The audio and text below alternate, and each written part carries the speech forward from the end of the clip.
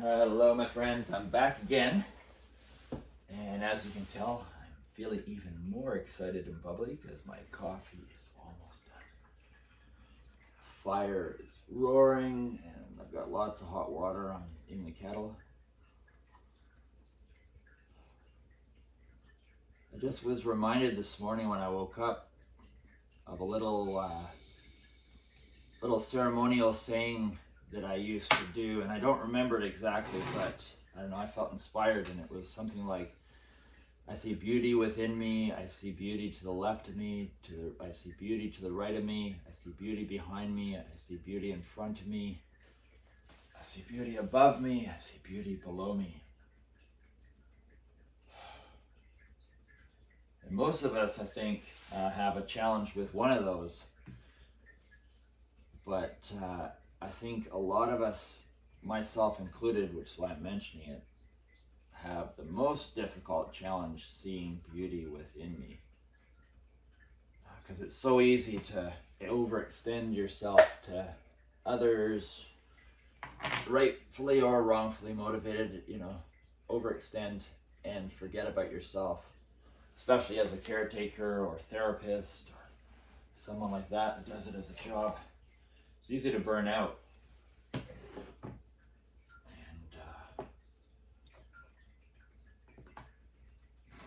when you've got something on your plate, which so many of us do, like I had and have, it's just easy for that to become the common environment that you're surrounded by, and you get used to it and you don't know that that's hard work. And it's very easy to burn out and overdo, spin your tires. And I'm not a businessman by any means, I'm an artist, but one thing I'm learning is you gotta conserve energy. And I know in the past I was the kind of person that felt really good when I was working overdrive. But I didn't know that there was a possibility when I worked my ass off, excuse the word, that I might not be working efficiently. But it just felt good that I was working till 3 in the morning and people were coming and da da da da. So yeah, I'm focusing now a little more on efficient maneuvering through this world, spiritually and economically and all others. But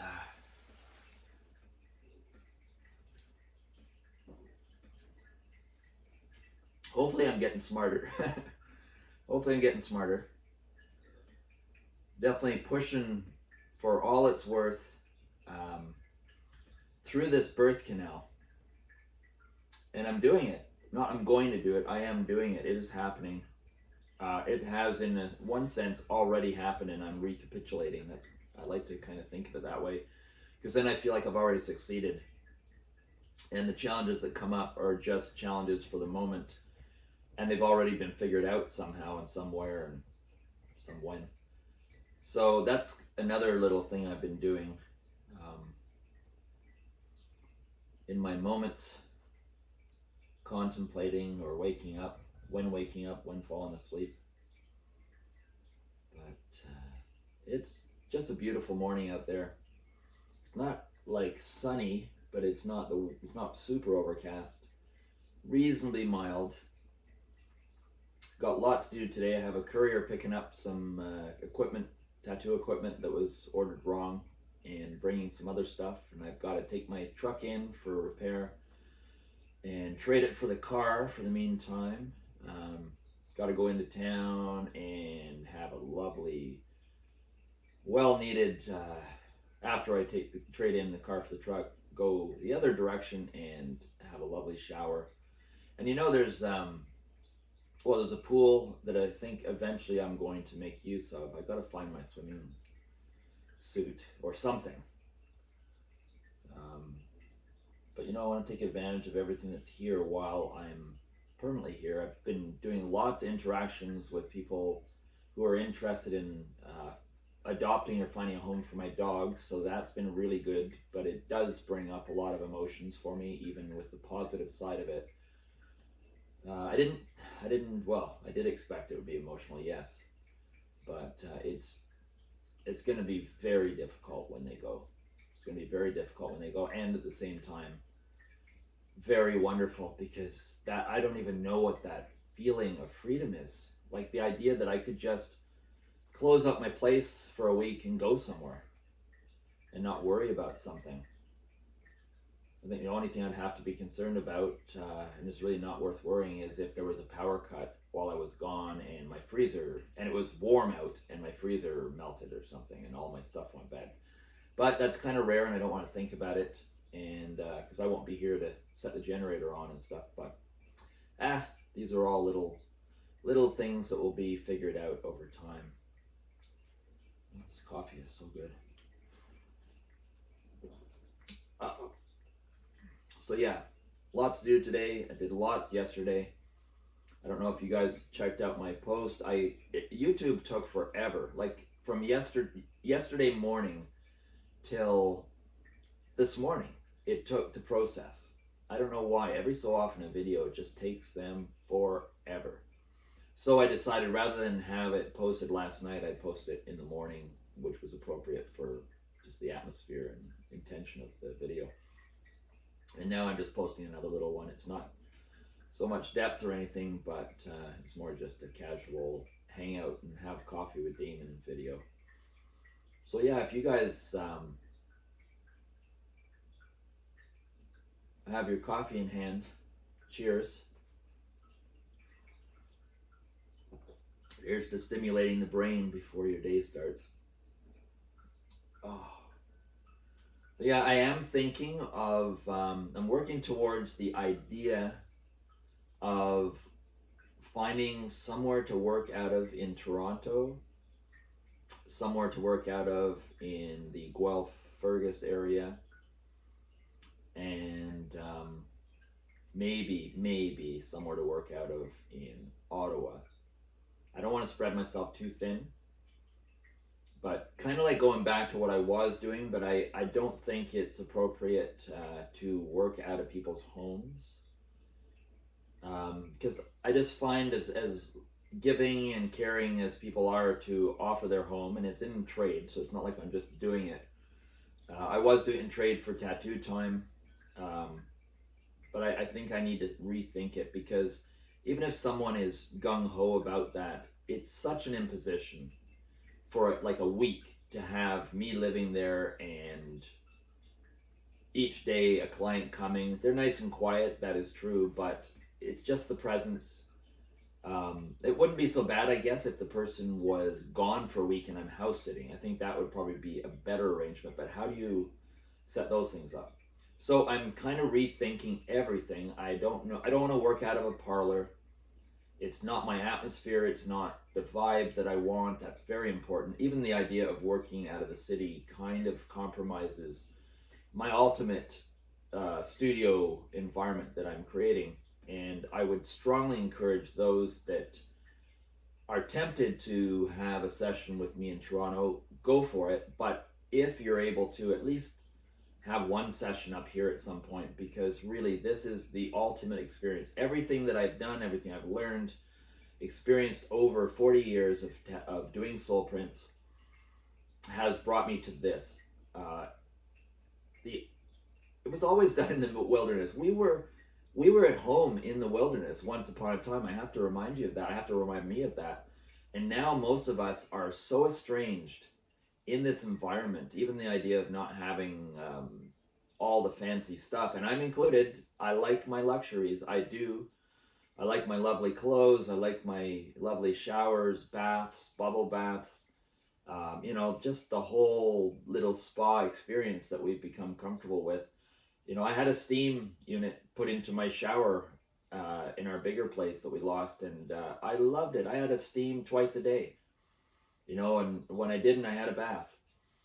I love soaking, and I love luxury, and I love wonderful food, and I love music. I love live music, and I love dancing, and I just love creativity and being a part of something.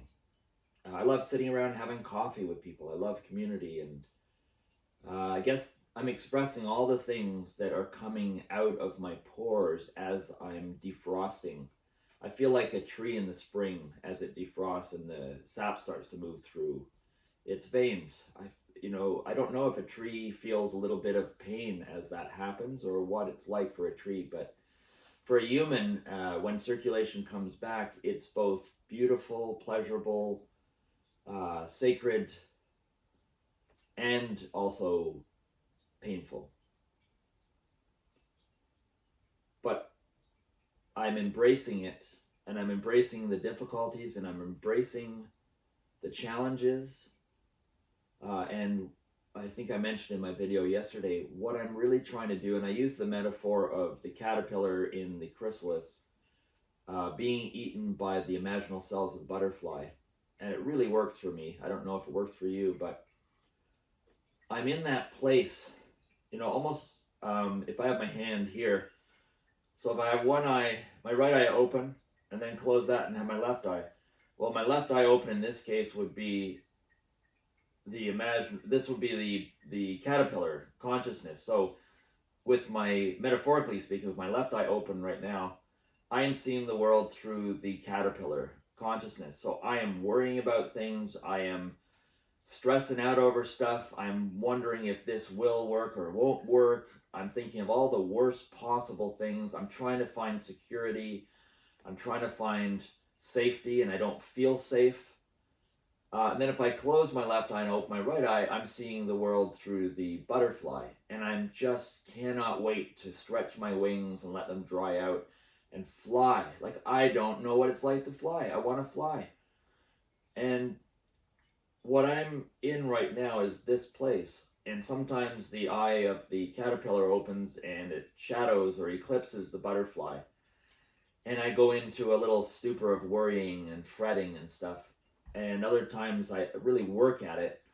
I manage to get more time with the butterfly eye open and the butterfly consciousness, and that's what's helping me soar. That's what's helping me surf this wave and stay above the debris rather than get consumed by it. And there's so much debris. Like, I'll be honest, just these nitty gritty things, like stuff with my accountant, trying to clean things up. It's so overwhelming and intimidating. Just clean up, physical, tidying up, getting things ready, finding out what I need to get rid of and what I need to keep. Like, I have a whole big, if any of you guys know, we always had a very large house to accommodate people staying there. We had many bedrooms, lots of furniture, lots of stuff, and now I've got a shed full of junk. Basically, I'm using the word junk.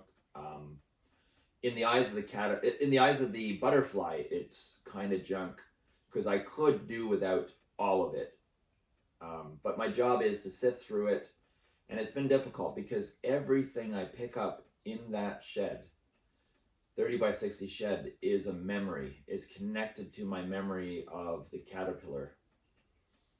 And I don't mean that in a derogatory sense. I mean, we had butterfly times, but right now the memories are of the dying phase that we went through, the difficult times, the challenges, the struggle. And I'm not a complainer, but we definitely had our fair share of struggle. And it's interesting because in the midst of that, like when Raven had her brain tumor that she found out about in 2011, at that same time, she was doing hospice work, volunteer work. I was too. I took my hospice training, palliative care training. Raven was hanging out with a young lady who was dying from a brain tumor, not knowing she had a brain tumor herself.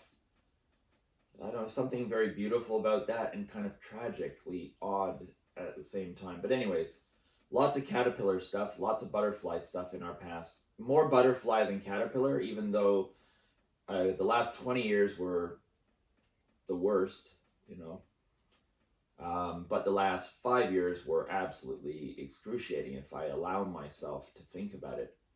So I do myself a favor and I do my best not to identify with the caterpillar. I acknowledge it, I know it's there, and I really, really work on every possible way I can keep myself in the butterfly consciousness. Um, Creativity for me is the best thing. When I was a little kid, I'll share with you a story.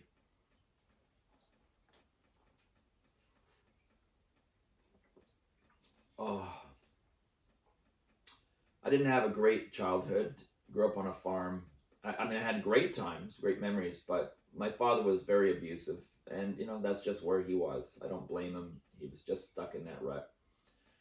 But when I would escape from, let's say, metaphorically, his grasp, although not always metaphor, and I'd run off into the bush, and I look back on it now, I just did what I did at the time, but I was using my creative flow to protect myself, to create an environment of safety. I'd go out in the bush and I'd build forts.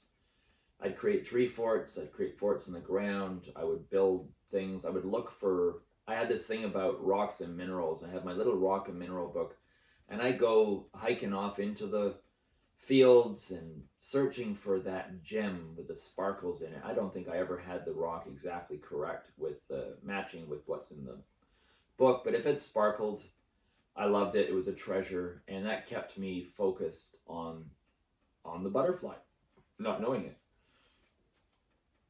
Excuse me. And bones, that was another thing. I loved little skeletons that I'd find in the forest and in the fields. So I would collect bones, I'd collect rocks and minerals, sparkly things, just neat little odds and ends that looked like treasures. I had my little penknife that I loved. And I also, I was doing, as a little kid, I was doing a lot of drawings. Dr. Seuss books was where I first switched or evolved or whatever from tracing a picture to putting the picture beside me and trying to duplicate it. And that was just out of my head. Like, I didn't have someone instructing me on that. It was kind of interesting and kind of neat. I remember it was the one with the kind of a bear-like animal that had spots. Maybe it was a leopard. Probably a leopard, a Dr. Seuss leopard. And it was juggling its big spots. They were big circles. And that was the one, for whatever reason, I chose to draw. So that was my first drawing from observation as a kid that I had. And I can feel right now the empowerment that I was receiving from this achievement. Then as a child, I think child innocence, child resilience, child imagination, there's something in the child, and there is the child still within us, and I keep that in mind. So there's something in the child that has this magic that I want to recapture more permanently. We flitter in and out of it, but I want it in my life more than ever. And this is one of the things that I want to kind of missed a few things I was going to mention there, but it's not important, about other things I've created as a kid. But I want to just bring this to your attention because this is going to be part of my gallery show that I intend to have ideally in October next year. It's going to be part of my pumpkin carving. It's my next evolution of the pumpkin, and I intend to do the pumpkin carving, which is immediate, has to be there and has a short lifespan. But I have this whole gallery show planned, and it's all about my process of grieving, death and dying, everything about it. The butterfly, the caterpillar, all of it. I want to find a way that people can walk through this journey of sorts that I've been through, and the reason why I'm sharing it is because many people have been through this in some way, some shape and form, and many people who haven't will go through this. And I just feel that if I can present this in a way that it brings forth exposes the the child within each person that comes in, so that the critic is put aside. And I'll ask people, put your self-critic as well on the coat rack before you come in, and come in as a child and just let yourself have an experience. When you get out, then you can start to tear it apart if you really need to. But it's going to be an essence of an experience. It's not going to be something to tear apart. And my challenge is to create beautiful enough, powerful enough pieces of art, sculptures, paintings, a whole range that will stimulate the child in you to realize this passage, this very sacred passage. I really believe death and the experience of grieving and everything is a sacred thing. And it's difficult because sometimes I just kind of go, what? That was painful as hell and still is. But there is a silver lining, and it's not just a silver lining. I think the whole package is a very important and sacred experience that makes us human, makes us whole. And I'm striving to find the link, the connection to where it's not just seeming like it's a horrible thing.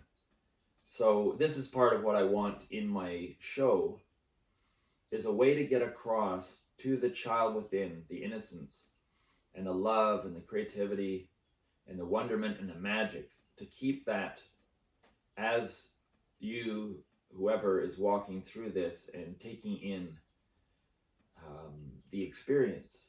I want sound, certain lighting. I want people to walk into an experience, not a gallery with something on the wall. I want people to come out the other end different. I want people to come in as the caterpillar and leave as the butterfly. I just got so much coming through me right now that it's almost unbearable that I have this process I have to go through first before I can fully manifest what is in my vision, in my heart. So in a way, these icons, these pieces of art that will be part of a whole experience for people to walk through, is it's a soul map. It's a kind of a treasure map to the child. And I always loved treasure maps when I was a kid. And once I wanted to be kind of interesting. I wanted to be a cartographer. I wanted to be a map maker, but only the old artistic looking maps with the compass rose and stuff. That's what I dreamed about making, the treasure map. And then I actually enrolled in college to do cartography, and I got bored out of my skin and I had to leave, and I basically went into tattooing and taught myself in the early 80s. But it was in my heart. There was something drawing me to want to create maps, more intuitive maps. And now I'm realizing what it was, what it is. And in a lot of ways, this gallery show will be a soul map of sorts. Each piece will be a kind of a GPS conduit. It's something drawing through your child's self, that essence of you, whatever you want to call it, soul or whatever.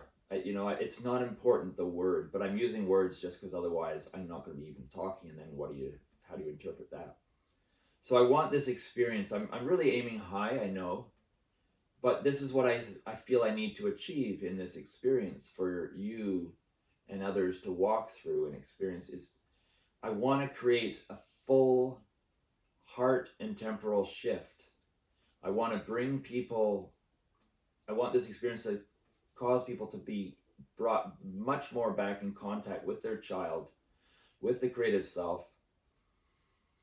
And I want to make something really beautiful and transformative, and hopefully be able to share an aspect of what I have gone through and am going through, but without so much of the pain side of it.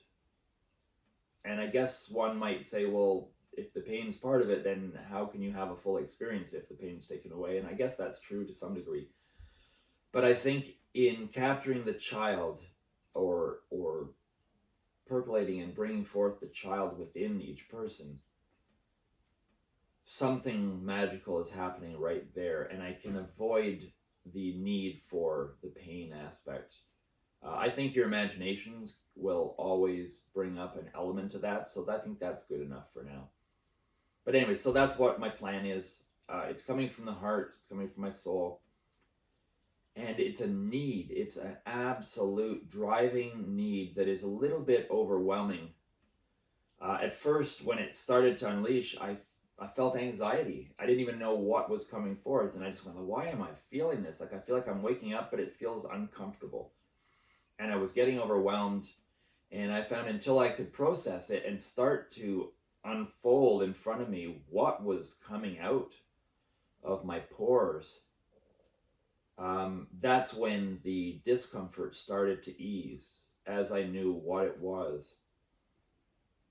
So, anyways, hence why I am finding a home for my dogs after a lot of introspection, hence why I am considering very strongly. I'm not abandoning this place. I love this place. I love my studio, and I intend to complete it.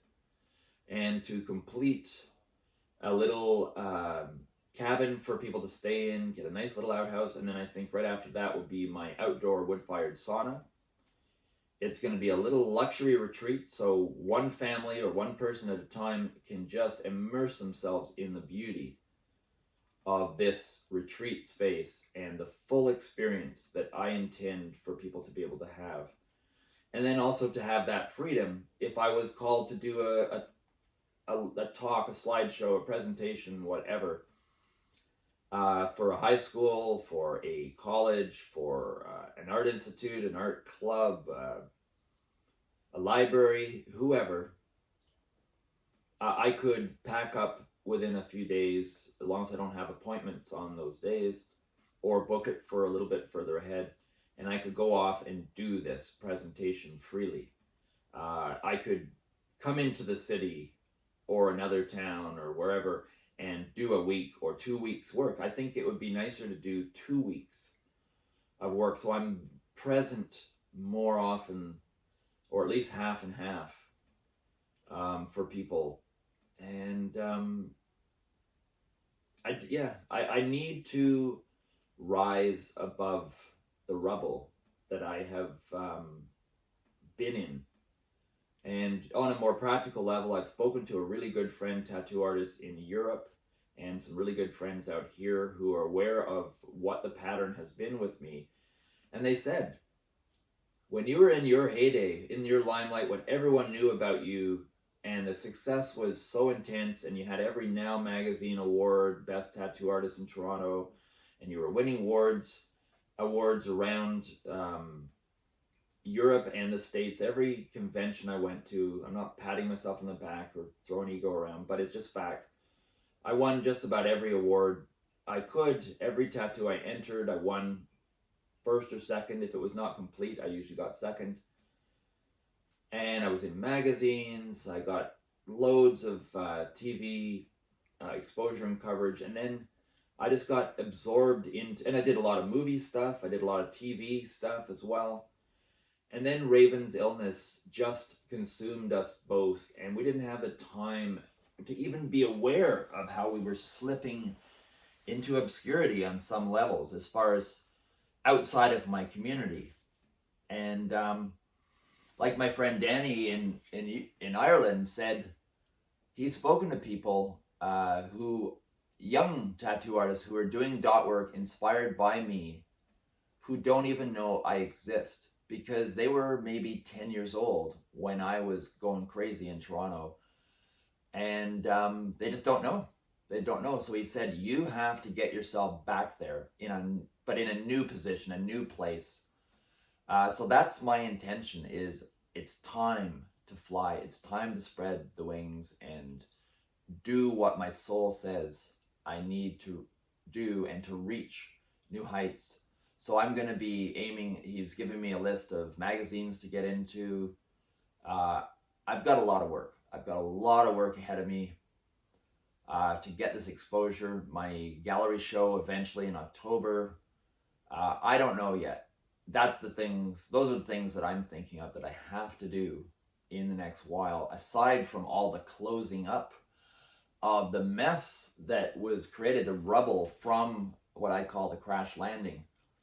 It's a lot of cleanup. But I need to just not get pulled into that and overwhelmed by that. And I need to I feel I need to focus on what's exciting. And the gallery show is what makes me the most uplifted when I think about it. Even, believe it or not, even working out of the city is raising my spirits, because I feel like I need to just see a bunch of you guys and go and have coffee and just hang out and do things. I wasn't feeling that for the longest time, a whole bunch of years. I just was becoming a recluse under the tension and the weight of everything that I was holding. I felt like I didn't want to share that with people. It's painful, it's difficult, and I felt like I wanted to hide it and protect people from what I was going through. And now I feel it's time. It's time. And yeah, so I'm reaching out. At first, I hesitated about even talking about this, ahead of time. But this is my goal. This is my aim. Now that I know I'm sure about it, you're going to see more of me. You're going to be seeing more of me. And new aspects of me that really got kind of pushed down, held down, beaten down, whatever metaphors you want to use. They all work. I've just got a lot to share. I have a lot to share, and I love people. I love my community. I've always been a healer. I've always wanted to help.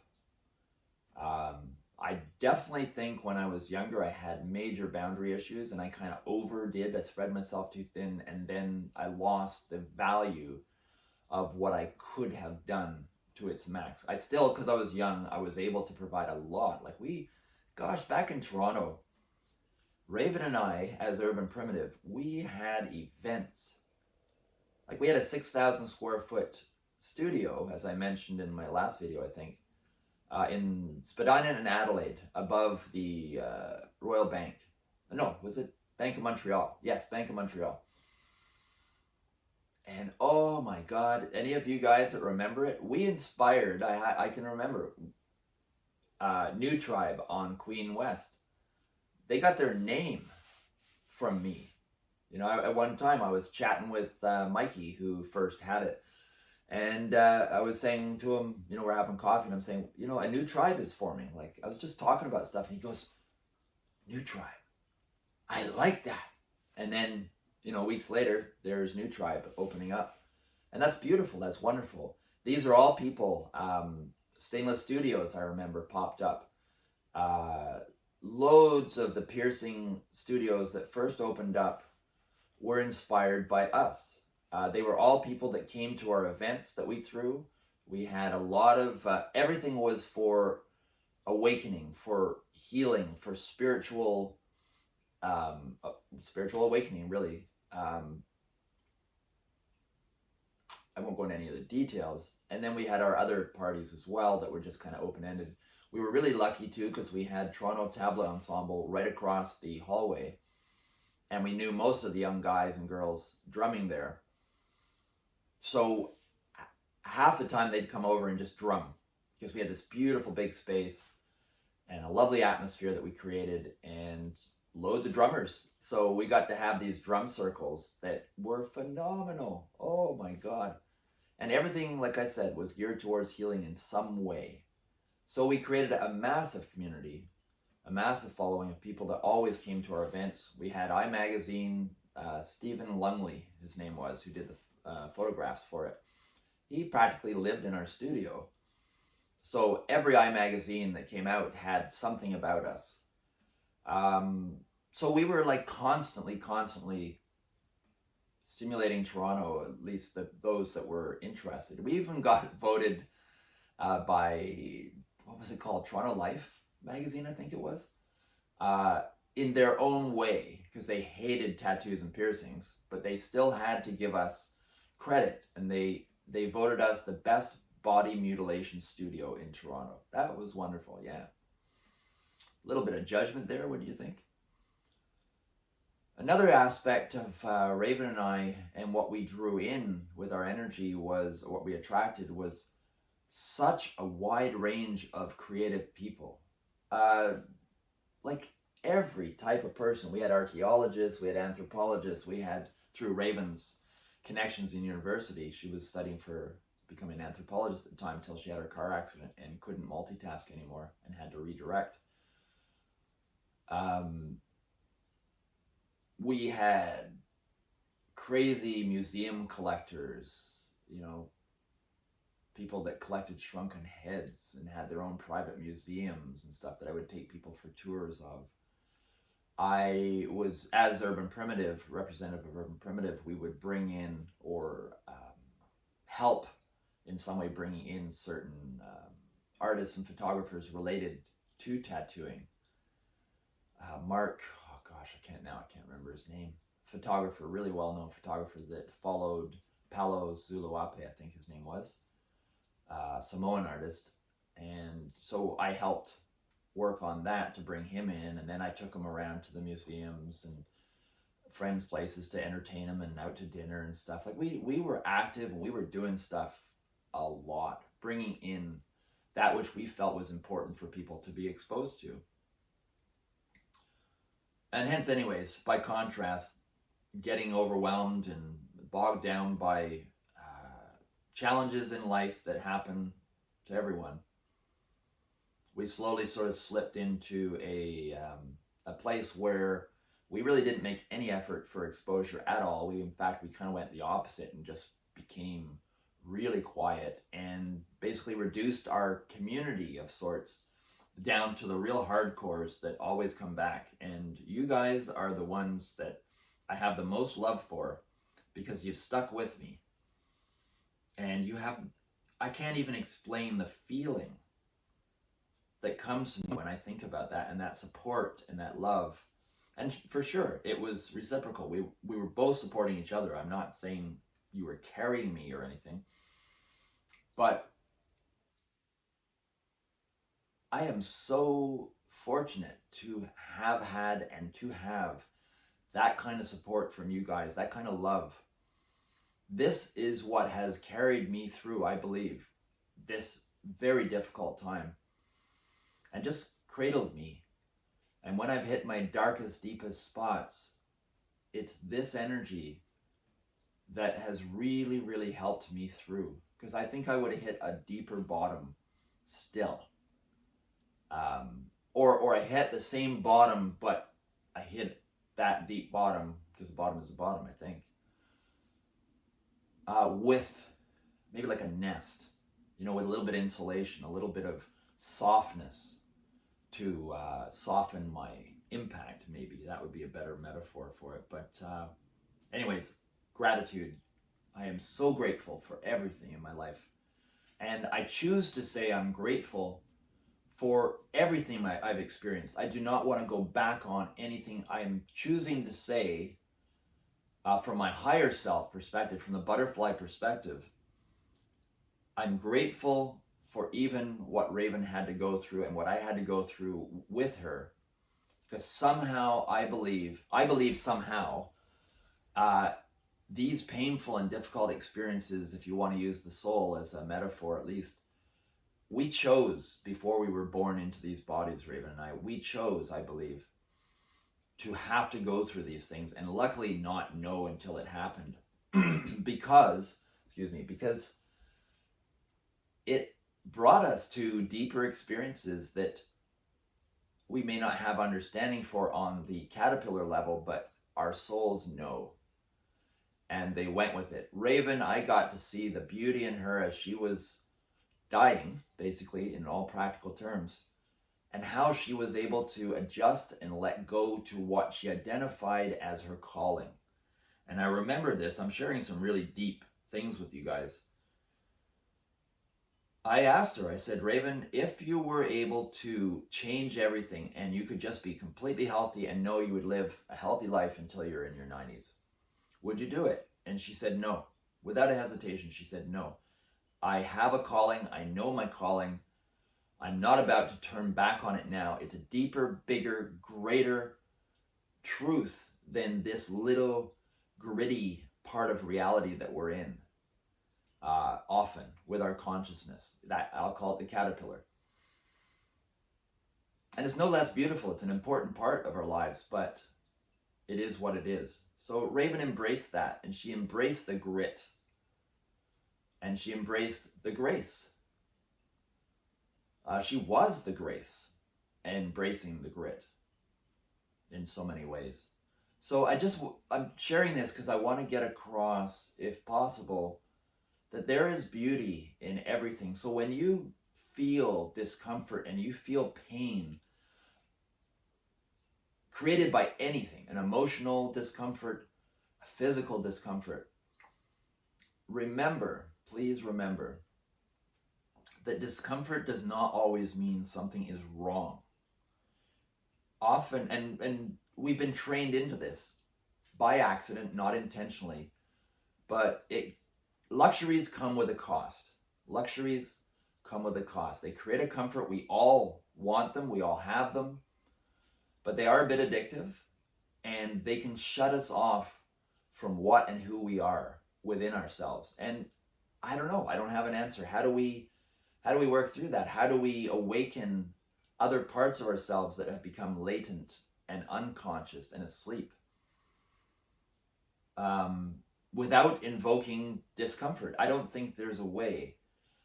Now, jumping into my soul print experiences and how it's developed, this is an answer that I have to that question.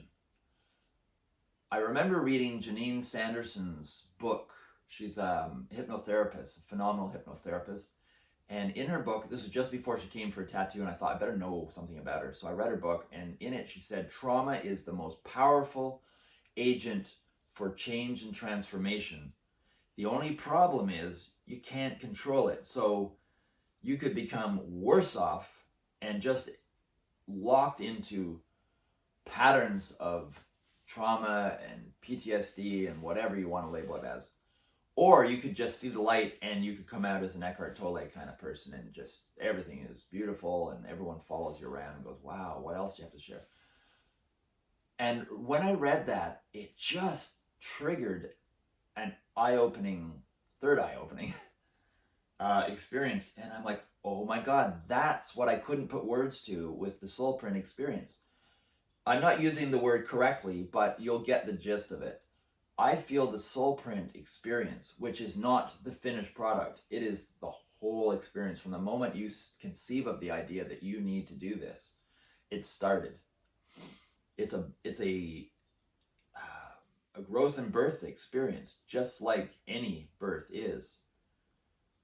And it has its pains and its pleasures and everything included. But that soul print experience has micro-encapsulated within it on a homeopathic level. So I'm not using that word correctly, but you get the gist. Like a homeopathic level of all of those experiences that I mentioned that I feel we need to have, even though they're painful and difficult and challenging, because it moves us and percolates us and wakes us up. So the soul print experience, I believe, I know, has all that within it, but on a level, ideally, where you don't have to suffer so deeply and so heavily. Everyone that comes here says they feel a little bit of anxiousness, they feel a little bit of excitement, they feel a little bit of, depending on the person, all kinds of mixed bag of chemicals racing through their system. They start to doubt themselves, some people are just overexcited and they can't wait to get here, but it's a whole mixed bag. That, I believe, is good enough to replace, hopefully, and reduce a lot of otherwise what we may have to go through in our life's path. I really seriously believe this. So you get the calling, you feel like you want to get a soul print, you want to go through that process, and I really encourage people to get the most out of their soul print experience, not just to come in and go, I just want this beautiful piece of art, the rest is all. Do your best to be the child, put your critic at the door, and have your full experience. And later, when it's healed, then allow something to come in if it needs to. I strongly suggest this, the same as I mentioned with the show that I want to do. And this show is very much the same. It's a way of helping bring people through something that I have to share. So anyways, back to the soul print experience. It is, in itself, is I believe the conscious tattoo, and I believe this for a long time, all indigenous cultures that have practiced it in the past, to some degree, different views, but they all believe that it's this bigger experience, not just the finished product, number one. They all in some way believe that whatever is after this life, they can't get in without this map on them. And not a, I believe, therefore, it's not a physical map, it's not the ink. This is proof to me. It's whatever is within them. And that's why I feel really good when someone says, it doesn't feel like it's on me, it's a part of me now. When your soul print, when your conscious tattoo is you, not on you, you've embodied it, and you're now growing with that heartbeat, that prayer that keeps on praying, and it does not stop. It attunes you, it aligns you throughout your whole life towards your best. And I slightly lost track of where I was going with that, but if you can get the most out of this experience, I believe it is going to elevate. Yes, that was right.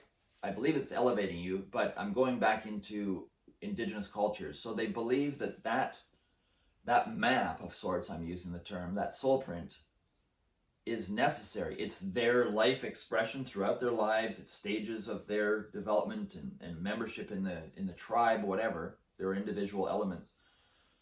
But they don't believe, and it's a belief across the board, different time periods, so I pay attention to that. I kind of use the Vesica Pisces as my little visual for it's that overlap. It's not an argument. It's not has to be this or that, which we're kind of locked in. I perceive this right now, and that's a large part of our conflict is I think we're moving from the caterpillar, which is us and them, to the butterfly perspective, which is inclusive. Wow, what a concept. What if two things we're arguing about, two people are arguing about, or two views or two forces are arguing about it, when there's a little shift, a little tip, from one eye to the other. That's that simple. It stops being a conflict and it becomes an as well as a complementary element of that little thing in between, in the middle of the Vesica Pisces, where there's the overlap, and that's the new self. That's the new reality that we're moving into. This is where I believe we're going, and this is where I'm trying to help support that birth of all of us. So going back to the tribal indigenous cultures throughout time that have practiced this conscious tattooing, so they believe that the tattoo gets them through the gates, if we want to use the Christian term, of heaven. All of them work. And they also believe that, how could I put it into words? Well, I remember reading that when the first white-skinned people arrived in a ship, the view of the indigenous people on the islands, Polynesian islands, was like, these are giant infants with just pinky skin and no story on their bodies. And they're like, have they not lived? Have they not? Like, how is this even possible? A full adult that looks like someone that just got born as an infant, as these little fetal beings or something. And I resonate with that. And I also don't believe these are superstitions, as most anthropologists of the past categorize them as. I think it's just a matter of interpreting these things and finding the essence of what they knew, what they believed. But anyways, I'm just kind of sharing a little bit of my process and my insights over the years, and what motivates me, and why I have held on so strong to this love for the tattoo experience.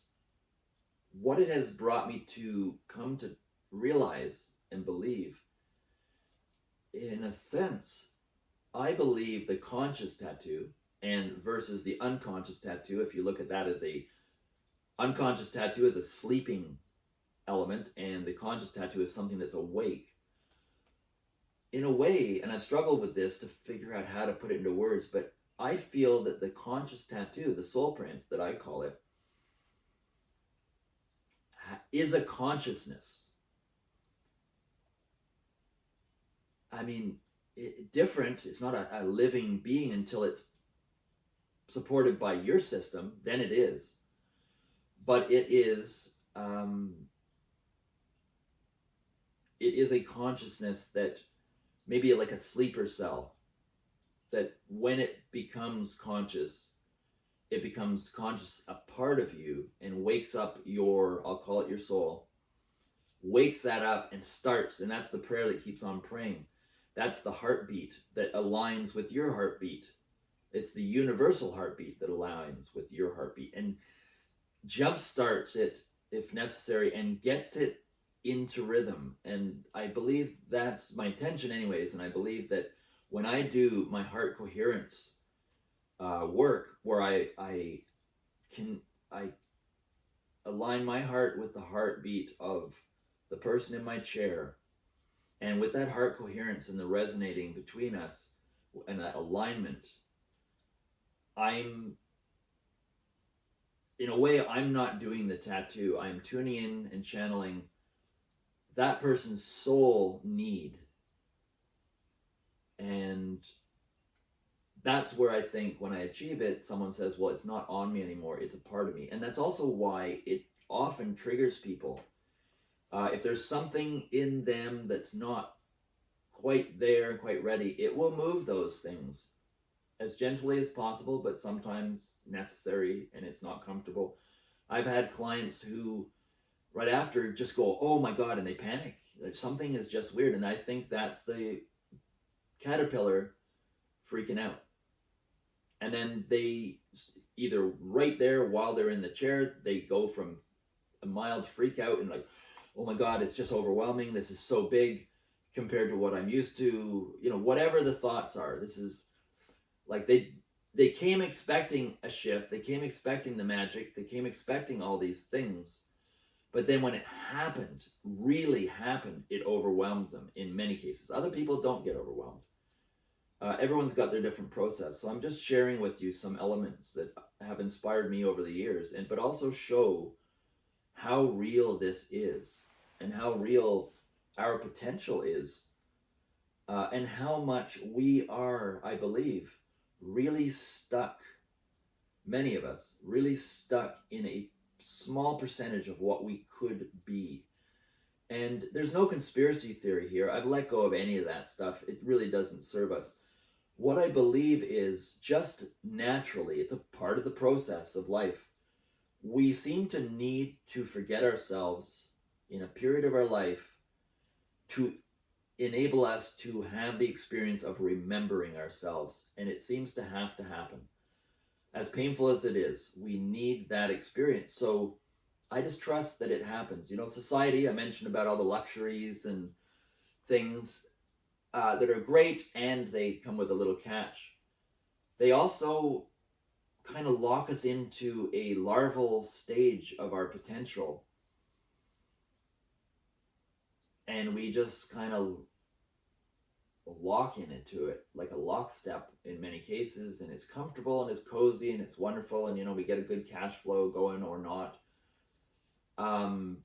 But I really believe we're not at our potential, and the world's situation, the world stage, I think is enough proof that we are locked somewhere that's not good for us as a whole, and we're possibly going to destroy ourselves if we don't learn how to ride this wave, to surf the energy wave, as some might say. And I feel a very strong need for us to be able to grow out of this larval, no better word, this larval stage, this caterpillar stage that isn't serving us anymore, and it's causing us to destroy the planet, destroy the world, destroy each other, and fight amongst each other as we do it. And I really think it's as simple as a little shift like that, like a butterfly flapping its wings, you know, in the other side of the world, that idea. It's so tiny of a little push because it's not on a big physical level. It's not a giant rock, but yet at the same time, it's so difficult. So this is what I'm dedicated to, anyways. I don't want to over talk this, but this is why I'm so motivated with my soul print work, and I'm so committed to it, and so committed to helping people, myself included. I'm not sitting here on a pedestal and going, "Oh, you people need to wake up." I'm here.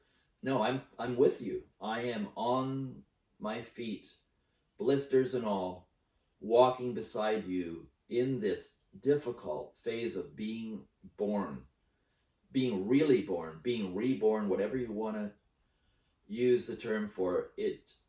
I really think we're right there, and we can shift this before we destroy ourselves, really. And so, in essence, I believe we are not going. We're gonna have. I think we're gonna have some struggle, like we are having. I think that's all part of birth, and that's why I'm stressing. Do not consider always that difficulty, discomfort, dis-ease in that sense is always bad or always a sign of something bad, and that we should retreat from it like your hand over a fire, pull it away, safety. There are those clear messages, but there are many that I think we've misinterpreted, and we've run for cover and we've run for safety away from our own potential to change, to evolve, to grow, to transform into the beautiful beings that we really are, and to realize this truth. And it's not a flaky, new agey thing. This is very, very, very real.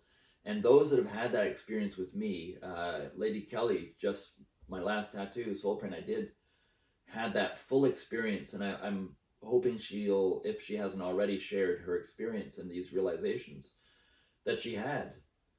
And if I could share a little bit of her experience, she had a moment where she was a bit overwhelmed, and she's like, "Okay, I just need a moment. I just need some time to process this. It's beautiful, but it was something that I didn't get to have my caterpillar self choose. She chose to let it happen. She chose to go for maximum sort of channeling experience of her believing and trusting her soul with mine is delivering this, our hearts opening for this healing experience. Within a few hours, even, she was completely connected to the truth and the tattoo being a part of her. And now she's back in her world, enjoying and working this lovely truth. So those of you that have had that experience, you know what I'm talking about. And those of you that haven't, that feel a calling or a draw, I strongly encourage you to, if you can, come and have your experience here. If there's no way that you can, I don't know when this is going to happen. It could take 6 months. It could take a year for me to find a home for my dogs, or it could happen tomorrow. So it could be in January. I am tattooing out of Toronto for a little bit, or it could be next year. So don't want to make any promises. I'm just working towards that achievement. But if I could just leave you with a thought, it's whatever you're going through right now, difficulties or no, believe in yourself, believe in a higher potential that you have. You know, if you're feeling depressed, if you're feeling challenged, if you're feeling hurt or upset, these are natural and not necessarily unhealthy feelings if you move through them, if you experience them without judgment and without pushing them away or pulling them towards you and grasping. If you can just let them, like a stream or like a river, flow by and not judge them and let them go.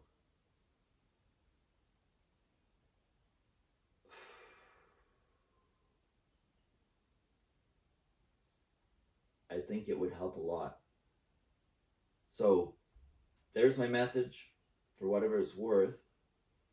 And that's why I'm feeling such a strong drive to contribute as I can. And that's why I'm grateful for what I've gone through and Raven's gone through. Because ultimately, the little us and our trauma is worth the value of what we might be able to expose to the world, our community at least, by going through that, taking on that excruciating pain and suffering. I won't lie. It was absolutely horrible at times, inhumane at times for me and for Raven. I can't lie. It's true. It was absolutely horrible, and there were times where I didn't know what was up, what was down, and I didn't know how to move through it. But I really believe, and I choose to be grateful for it. I thank the universe for this blessing. I believe I'm blessed at every moment.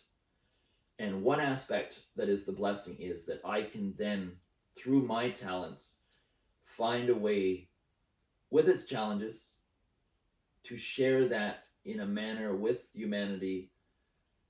In this moment, in this case, planning for a gallery show, to help people have some of this transformative experience with possibly not having to go so deep into difficulty as we did. That would be a lovely concept if I felt that we could spare some people, because I really believe this is a belief. You may not believe it, you may not share this belief, but I believe that in the case, say, with the soul print, if you can come in and have this little kind of homeopathic dose of the same need, then perhaps you don't have to manifest it in your life as something like I went through.